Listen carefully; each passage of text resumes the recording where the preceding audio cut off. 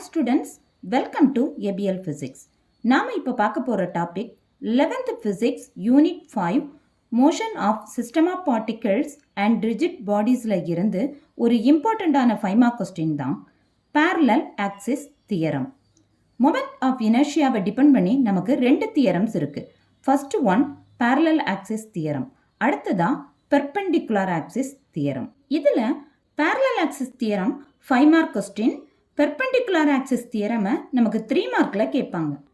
இந்த parallel axis தியரமில் ஒரு rigid பாடியோட சென்டர் ஆஃப் மாஸ் வழியாக பாஸ் ஆகிற ஒரு ஆக்சிஸ்க்கு பேரலாக இருக்கக்கூடிய இன்னொரு ஆக்சிஸை நாம் எடுத்துக்கிறோம். அந்த நியூ ஆக்சிஸை பொறுத்து இந்த ஹோல் பாடியோட மொமெண்ட் ஆஃப் இனர்ஷியாவை தான் நாம் இங்கே கண்டுபிடிக்க போகிறோம். ஸோ உங்களுக்கு ஃபஸ்ட்டு ரிஜிட் பாடினா என்ன, அப்புறமா சென்டர் ஆஃப் மாஸ்னா என்ன அப்படிங்கிறது தெரியணும். ஒரு பாடிக்கு மேலே நாம் எக்ஸ்டர்னலாக எவ்வளவுதான் ஃபோர்ஸ் அப்ளை பண்ணாலும் அந்த பாடியோட ஷேப் நமக்கு மாறலை அப்படின்னா அந்த பாடியை தான் நாம் ரிஜிட் பாடின்னு சொல்கிறோம். அடுத்ததாக சென்டர் ஆஃப் மாஸ். ஒரு பாடியோட மொத்த மாஸும் ஒரு பர்டிகுலர் பாயிண்டில் கான்சென்ட்ரேட் ஆகியிருக்கும். அந்த பாயிண்டை தான் நாம் அந்த பாடியோட சென்டர் ஆஃப் மாஸ் சின்னு சொல்கிறோம். இந்த parallel axis தியரமை எக்ஸ்பிளைன் பண்ணுறதுக்கு நாம் ஒரு ரிஜிட் பாடியை எடுத்துக்கலாம். அந்த ரிஜிட் பாடி என்ன ஷேப்பில் வேணாலும் இருக்கலாம். இப்போது இந்த ரிஜிட் பாடியோட மாஸை கேபிட்டல் எம்ன்னு எடுத்துக்கலாமா? அதோட சென்டர் ஆஃப் மாஸ் தான் நமக்கு சி. ஸோ நாம் அப்ராக்சிமேட்டாக அந்த ரிஜிட் பாடியோட சென்டரில் ஒரு பாயிண்ட் வச்சு அந்த பாயிண்ட் தான் சென்டர் ஆஃப் மாஸ்ன்னு எடுத்துக்கிறோம். இப்போது இந்த ரிஜிட் பாடியோட சென்டரில் இருக்கக்கூடிய இந்த பாயிண்ட் தான் நமக்கு சென்டர் ஆஃப் மாஸ். இப்போது ஏபி அப்படிங்கிற ஆக்சிஸ் இந்த சென்டர் ஆஃப் மாஸ் வழியாக பாஸ் ஆகுது. இந்த ஏபி ஆக்சிஸ்க்கு பேரலாக லெஃப்ட் சைடில் நமக்கு இன்னொரு ஆக்சிஸ் பாஸ் ஆகுது. இந்த ஆக்சிஸை நாம் சிடின்னு எடுத்துக்கக்கூடாது. ஏன்னா ஏற்கனவே நமக்கு தெரியும் சி அப்படிங்கிறது சென்டர் ஆஃப் மாஸ் இல்லையா? அதனால் இந்த நியூ பேரலல் ஆக்சிஸை நாம் டிஇன்னு எடுத்துக்கலாம். இப்போது இந்த டயக்ராமில் பாருங்கள், இந்த ஏபி ஆக்சிஸும் இந்த டிஇ ஆக்சிஸும் ஒன்றுக்கொன்று பேரலாக இருக்குது இல்லையா? இந்த 2 ஆக்சிஸ்க்கும் பெர்பெண்டிகுலராக இருக்கக்கூடிய இந்த டிஸ்டன்ஸை நாம் டின்னு எடுத்துக்கிறோம். Small D is the distance between 2 parallel axes. அடுத்ததாக இந்த டிஇ ஆக்சிஸில் ப்ரொடியூஸ் ஆகிற மொமெண்ட் ஆஃப் இனர்ஷியாவை நாம் ஐன்னு எடுத்துக்கலாமா? அப்போது இந்த ஏபி ஆக்சிஸில் ப்ரொடியூஸ் ஆகிற மொமெண்ட் ஆஃப் இனர்ஷியாவை நாம் என்னென்னு எடுத்துக்கலாம்? இந்த ஏபி ஆக்சிஸ் நமக்கு சென்டர் ஆஃப் மாஸ் வழியாக பாஸ் ஆகுது இல்லையா? அதனால் ஏபி ஆக்சிஸில் ப்ரொடியூஸ் ஆகிற மொமெண்ட் ஆஃப் இனர்ஷியாவை நாம் ஐ சின்னு எடுத்துக்கலாமா?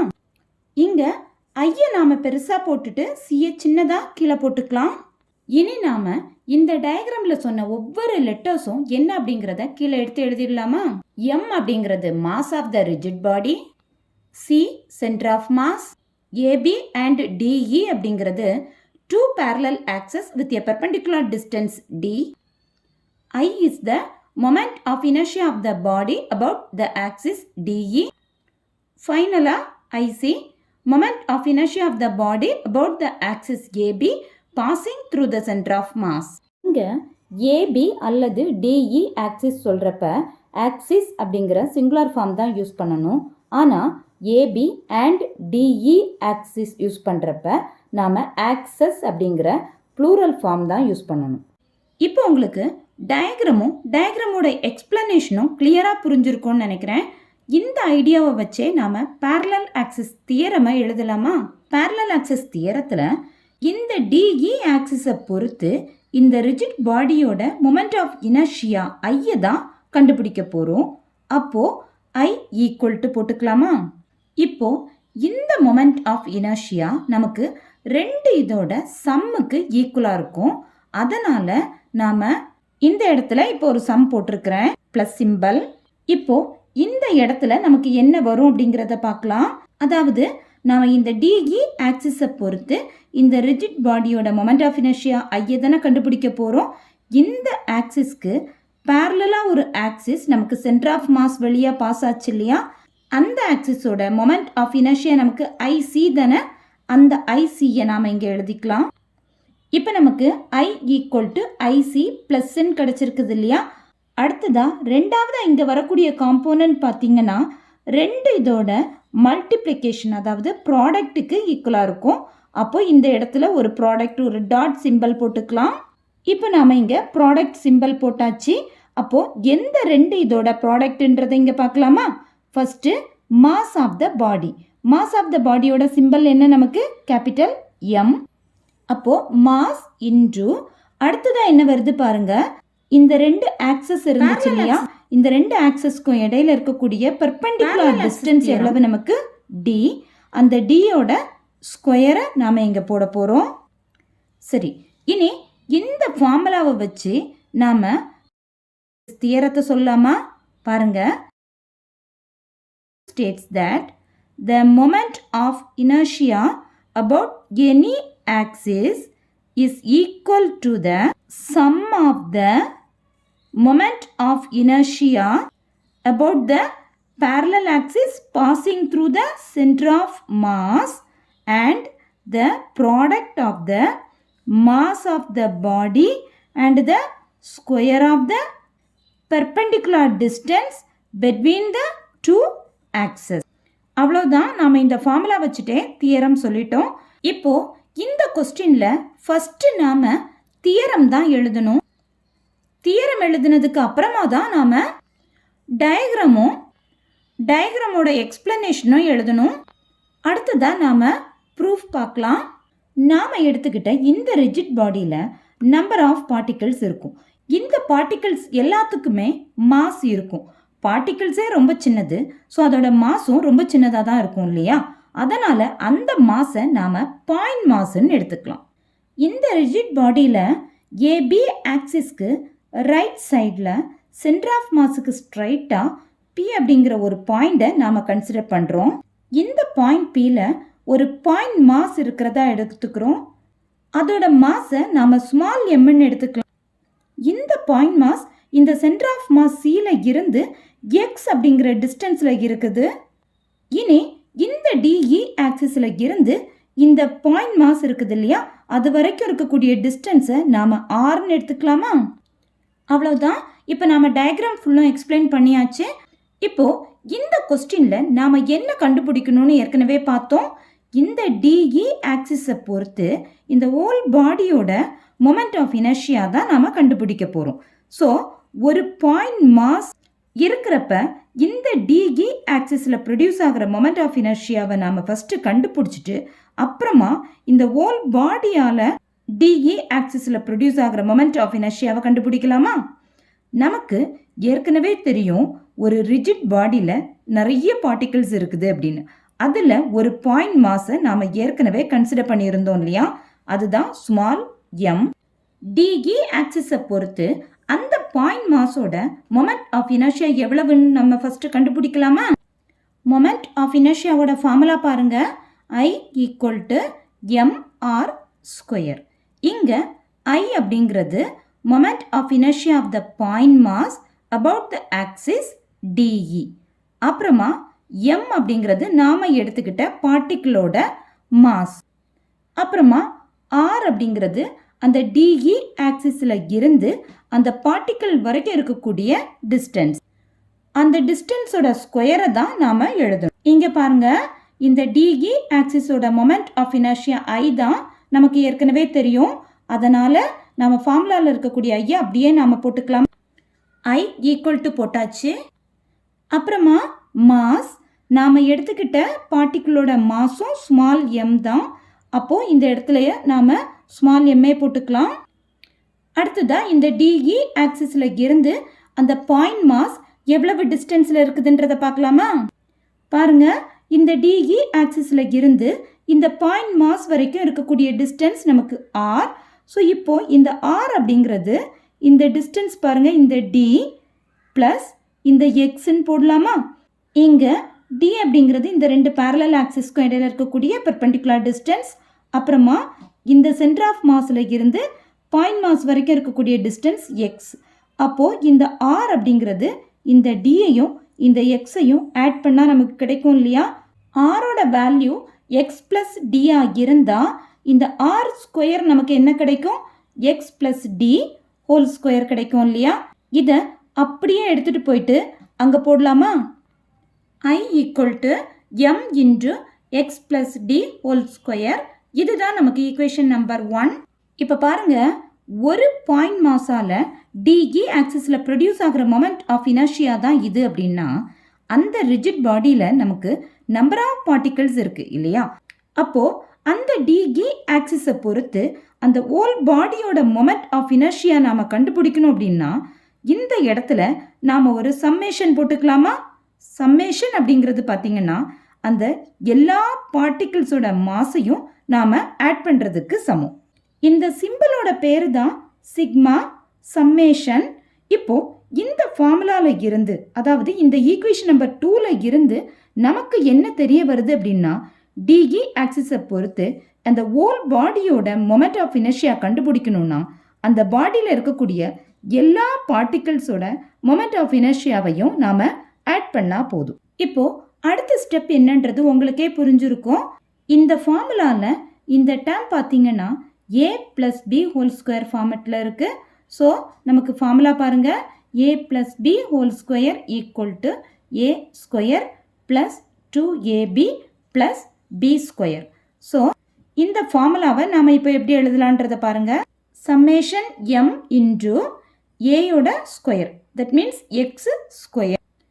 அப்புறமா இந்த ப்ளஸ் அப்படியே போட்டுக்கலாம். Next 2 into AB, so 2 into X D plus B square. So நமக்கு டி ஸ்கொயர் வரும்.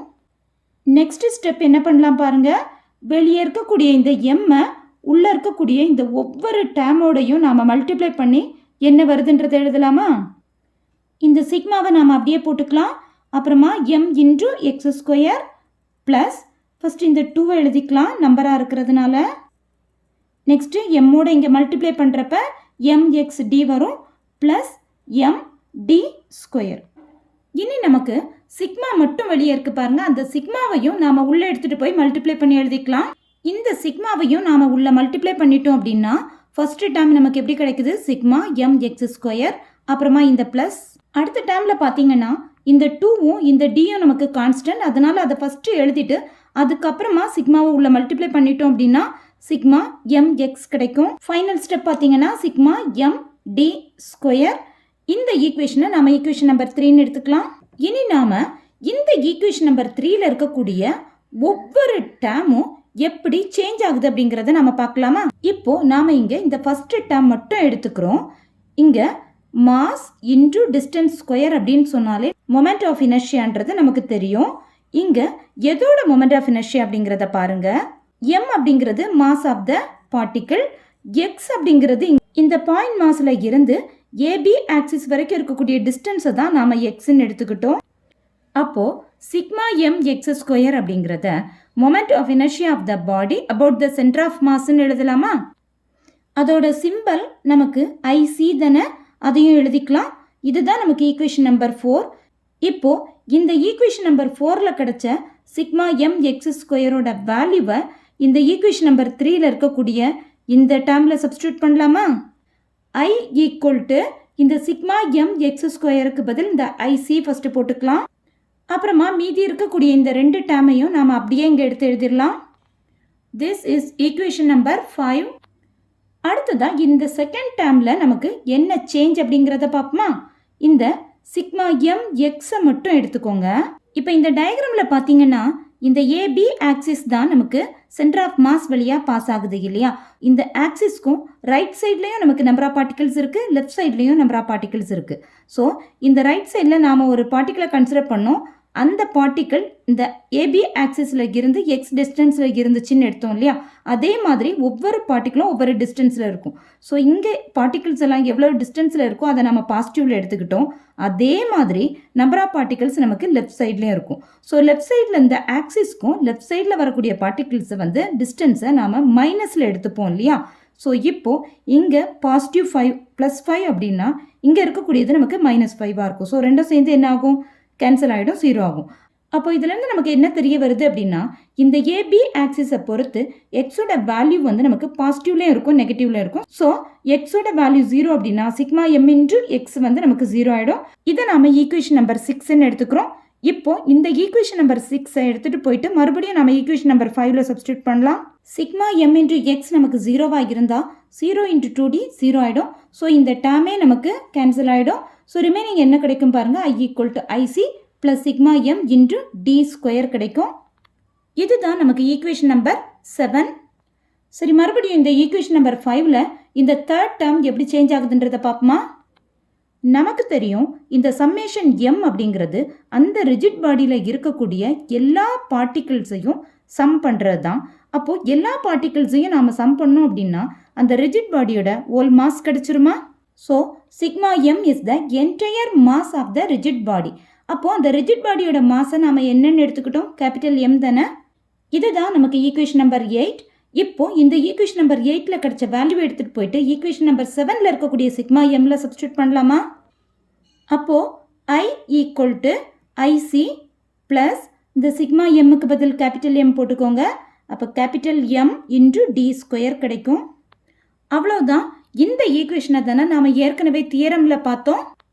அதே ஈக்குவேஷன் நமக்கு இப்போ கிடச்சிருச்சு. அவ்வளோதான். பேரலல் ஆக்சிஸ் தியரத்தை நாம் ப்ரூவ் பண்ணிட்டோம். பேரலல் ஆக்சிஸ் தியரம் கேட்டாலே ஃபஸ்ட்டு நாம் தியரம் எழுதிக்கலாம். தியரம் எழுதிட்டு அதோட ஃபார்முலா எழுதிக்கலாம். அப்புறமா டயக்ராமோட எக்ஸ்பிளனேஷன் எழுதிக்கலாம். Next proof.